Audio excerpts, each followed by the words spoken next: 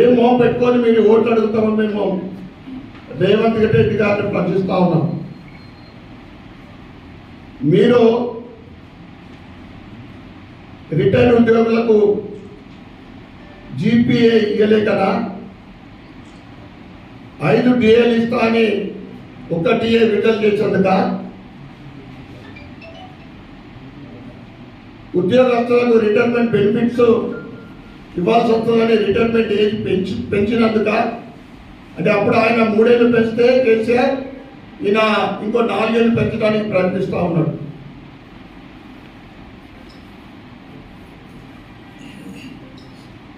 ముందు వీటన్నిటి సమాధానం చెప్పి కాంగ్రెస్ వాళ్ళు వారి అభ్యర్థి కోసము ఓటు వేయాలని అడగండి.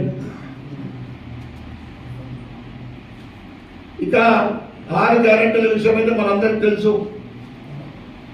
అన్ని వర్గాల ప్రజలకు మోసం. మా ఆడపడుచులకు ఇస్తాన తులం బంగారము,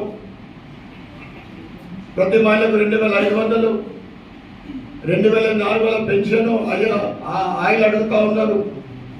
రైతులకు ఎంత మోసం చేసిందో చూసిండు. మొన్నటికి మొన్న ఈ కాంగ్రెస్ చిన్న చిన్నగా నాయకులు గల్లీలో కూడా భవిష్యత్తులో తిరగలేదు.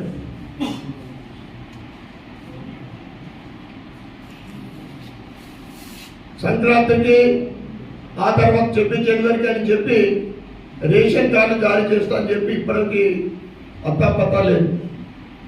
ఇందిరమ్మ ఇల్లు గ్రామ సభలు పెట్టిండు.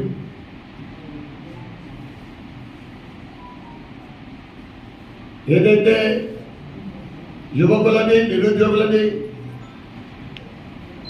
ఉద్యోగస్తుల సమస్యలు, రిటైర్డ్ ఉద్యోగస్తుల సమస్యలు మండలిలో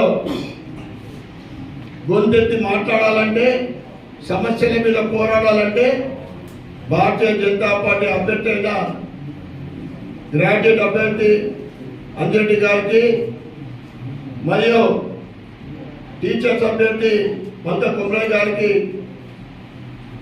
మీ ప్రధానం, మీ ఓటు 2 బ్యాలెట్లో కూడా 1 నంబరు. ఎందుకంటే బీజేపీ అభ్యర్థి చేస్తేనే సమస్యల గురించి పోరాడే అవకాశం ఉంటుంది. కనుక గ్రాడ్యుయేట్ సోదరులకు, టీచరు సోదరులకు అందరికీ కూడా మీ మొదటి ప్రాధాన్యత ఓటు బ్యాలెట్ పేపర్లు ఉన్న 1 నంబర్ అటు అంజిరెడ్డి గారికి మరియు పట్టభద్రుల అంజిరెడ్డి గారికి, ఉపాధ్యాయుల అభ్యర్థి మంత కొమరయ్య గారికి వేసి భారీ మెజార్టీతో గెలిపించాలని ప్రార్థిస్తా ఉన్నాను. ధన్యవాదాలు.